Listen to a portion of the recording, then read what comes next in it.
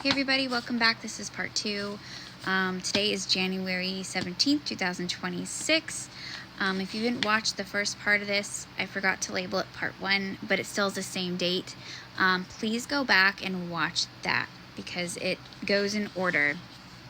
So the last video we got done talking about the parable of the rich fool as well as do not worry, okay?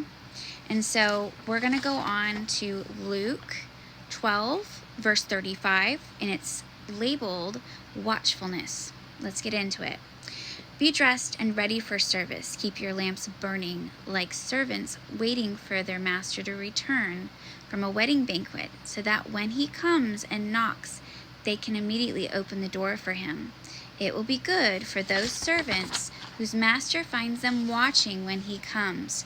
Truly I tell you, he will dress himself to serve, will have them recline at the table, and will come and wait on them. It will be good for those servants whose master finds them ready, even if he comes in the middle of the night or towards daybreak. But understand this, if the owner of the house had known at what hour the thief was coming, he would not have let his house be broken into.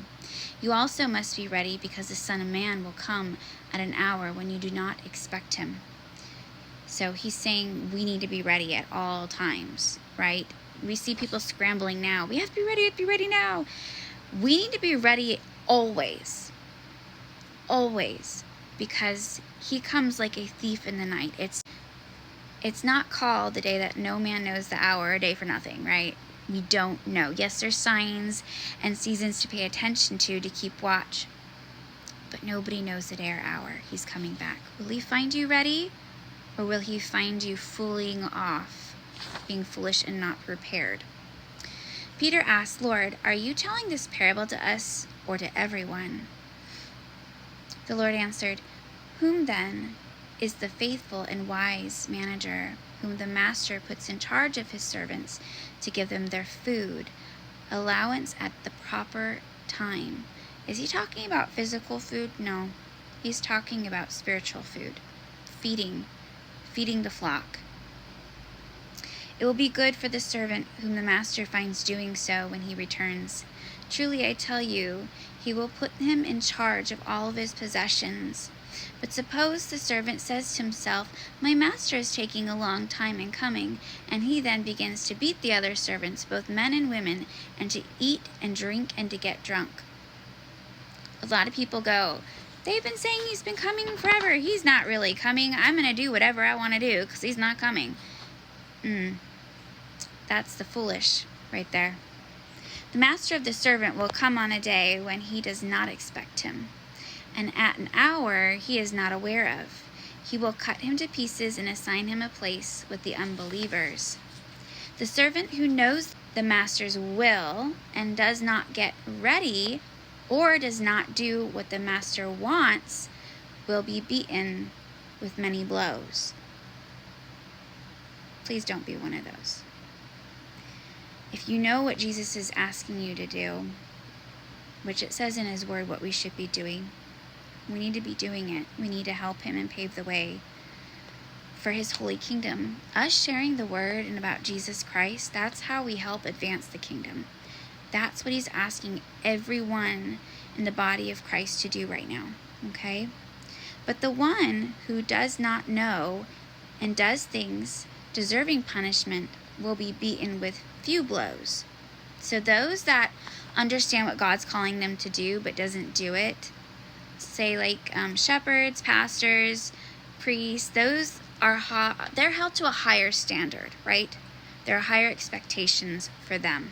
And if they fail to take good care of the flock that Jesus entrusted them with, it's not going to be good for them. It's not going to end well. From everyone who has been given much, much will be demanded. And from the one who has been entrusted with much, much more will be asked. The next part is titled, Not Peace, but Division. And I know a lot of you are suffering through this right now. I have come to bring fire on the earth, and how I wish it were already kindled. But I have a baptism to undergo, and what constraint I am under until it is completed. Do you think I came to bring peace on earth? No, I tell you, but division. From now on, there will be 5 in one family divided against each other, and 3 against 2, and 2 against 3. They will be divided, father against son, and son against father, mother against daughter, and daughter against a mother, mother-in-law against a daughter-in-law, and daughter-in-law against the mother-in-law. We see this now. There are families where you may be the only one who knows Jesus in your family. And it's hard because it divides your family. There are people that their families disown them because they come to know and love Jesus. Sometimes we're asked to give up a lot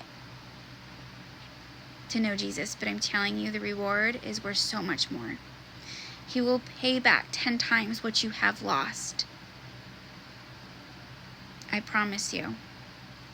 Do not give up on Jesus. Interpreting the times, he said to the crowd, when you see a cloud rising in the west, immediately you say, it's going to rain, and it does.